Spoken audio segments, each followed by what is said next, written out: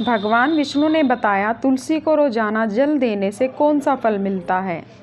एक समय की बात है, माता लक्ष्मी ने भगवान विष्णु से पूछा, हे नाथ, आप तो तीनों लोकों के स्वामी हैं, आपकी तीनों लोकों में पूजा होती है, सभी आपकी कृपा पाने के लिए उत्सुक रहते हैं, फिर भी आप इस तुलसी के पौधे की पूजा क्यों करते हैं, इसे रोजाना जल क्यों चढ़ाते हैं।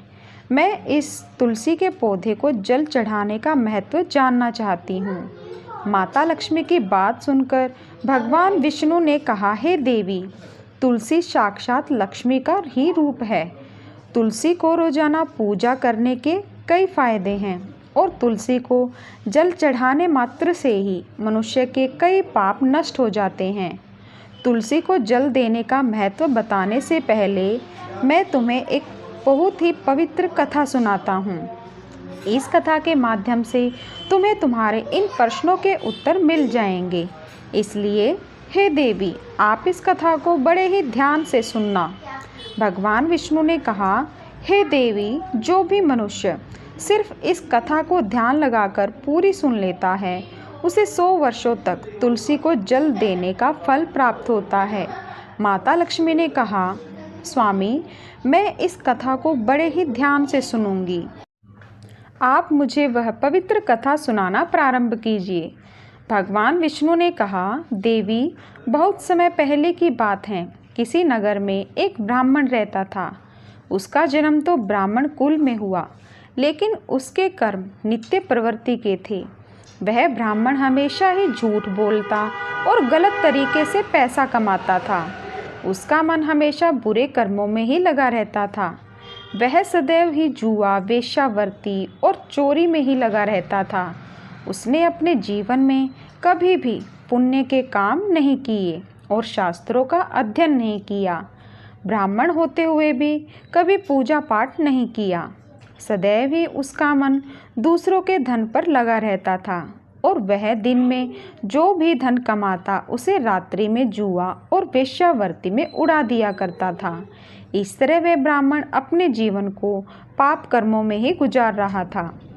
उसने अपने मुख से कभी भगवान का नाम भी नहीं लिया और ना कभी देवी देवताओं का पूजन किया। इस प्रकार से पाप करते हुए उसे कई वर्ष बीत गए। फिर वह ब्राह्मण कुछ खरीदारी करने के लिए एक नगरी में जा पहुंचता है। उस नगरी के पास में गंगा नदी बहती है और उस नदी में स्नान करने के लिए दूर दूर से लोग आया करते थे। फिर वह ब्राह्मण गंगा जी के किनारे एक आश्रम में ठहरता है। उस आश्रम में अनेक विद्वान ब्राह्मण प्रतिदिन पुराणों का पाठ तथा भगवान की भक्ति में लीन रहते थे।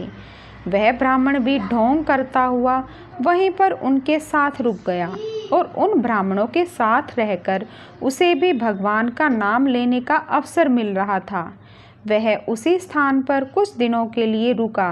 फिर वहां पर आए हुए लोगों ने गायों का पूजन करके ब्राह्मणों को भोजन कराया, तो उस ब्राह्मण ने भी उनके साथ बैठकर भोजन किया और भगवान का प्रसाद ग्रहण किया।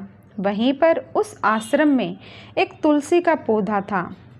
वह ब्राह्मण जाने अनजाने में उस तुलसी के पौधे में पानी डालता था।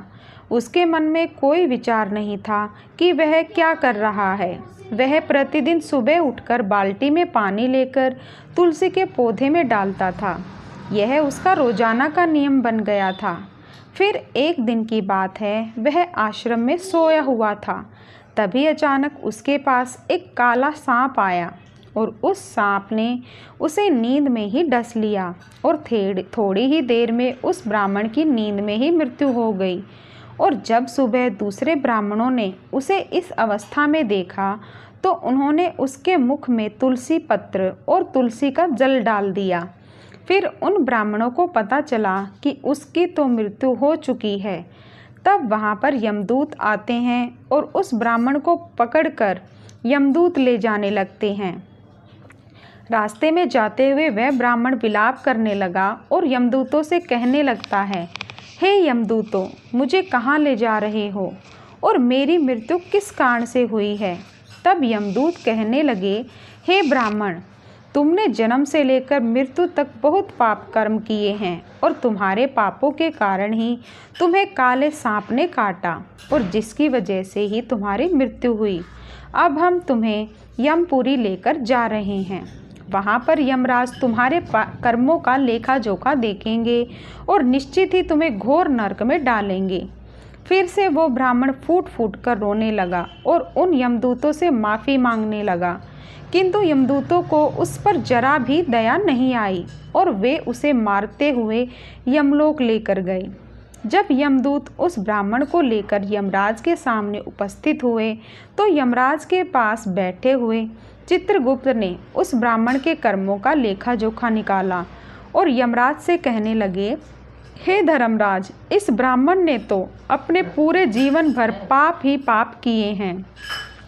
इसने इसके जीवन में कभी पुण्य का काम नहीं किया है। यह तो घोर पापी है, इसे तो हमेशा के लिए नरक में डाल दिया जाए।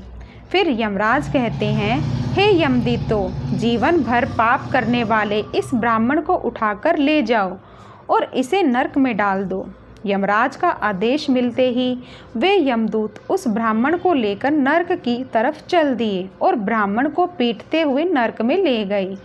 वहां ले जाकर उसे खोलते हुए तेल की कढ़ाई में डाल दिया, परंतु जैसे ही उस ब्राह्मण को खोलते हुए तेल की कढ़ाई में डाला तो वह तेल एकदम से ठंडा और शीतल हो गया।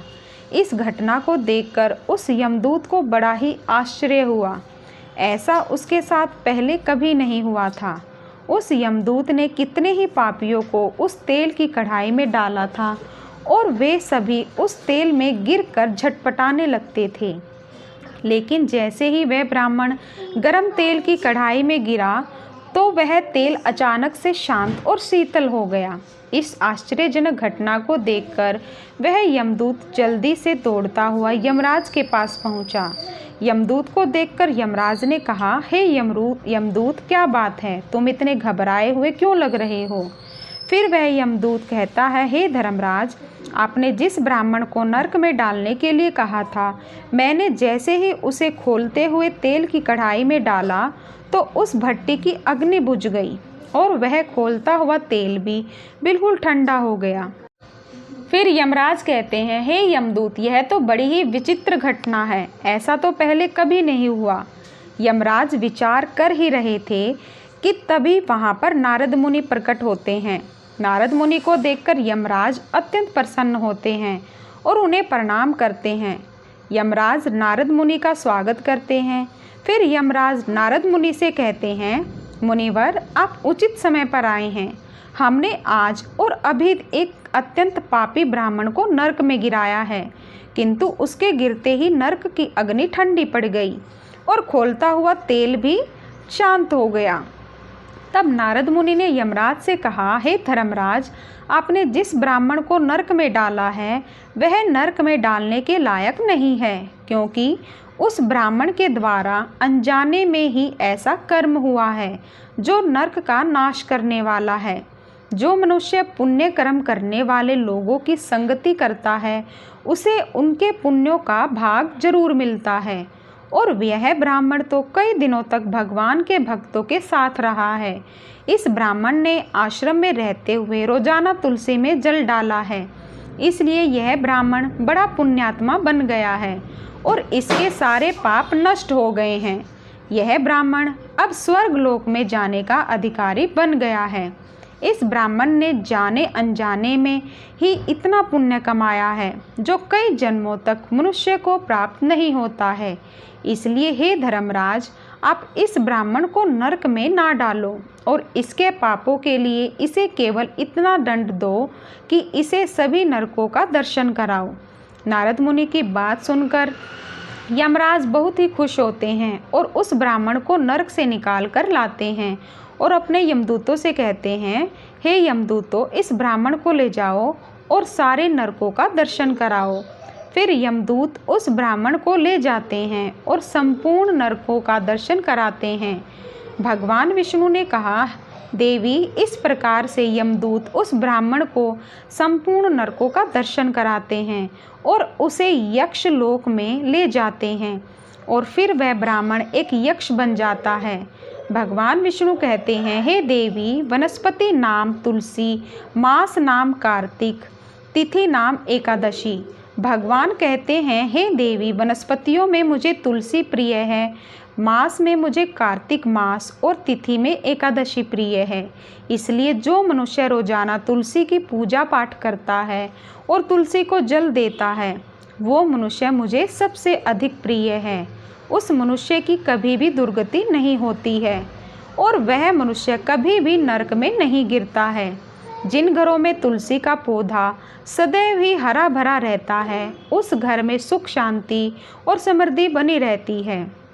भगवान विष्णु कहते हैं, देवी, मेरी पूजा में और मुझे चढ़ाए जाने वाले भोग में तुलसी के पत्र अवश्य होने चाहिए, क्योंकि तुलसी पत्र के बिना मैं किसी भी प्रकार का भोग स्वीकार नहीं करता हूँ। इसलिए प्रत्येक घर में तुलसी का पौधा अवश्य होना चाहिए। अगर आपके घर में तुलसी का पौधा है तो सुख शांति और समृद्धि के लिए तुलसी को चुनरी अवश्य चढ़ानी चाहिए। और हमेशा ध्यान रखें कि तुलसी का पौधा चुनरी के बिना अधूरा होता है। तुलसी केवल एक पौधा ही नहीं है, बल्कि वह एक देवी है, मेरी अर्थात विष्णु की पत्नी है। इसलिए तुलसी को चुनरी अवश्य ही चढ़ानी चाहिए, क्योंकि इससे पति पत्नी में प्रेम और विश्वास बढ़ता है। पति पत्नी का दाम्पत्य जीवन खुशहाल बना रहता है। घर में रहने वाली महिलाएं सदा सुहागन और सौभाग्यशाली रहती हैं। तुलसी का विवाह भी अवश्य करना चाहिए। इससे मनुष्य के सभी दुखों का अंत होता है और सांसारिक जीवन सुख में बीतता है।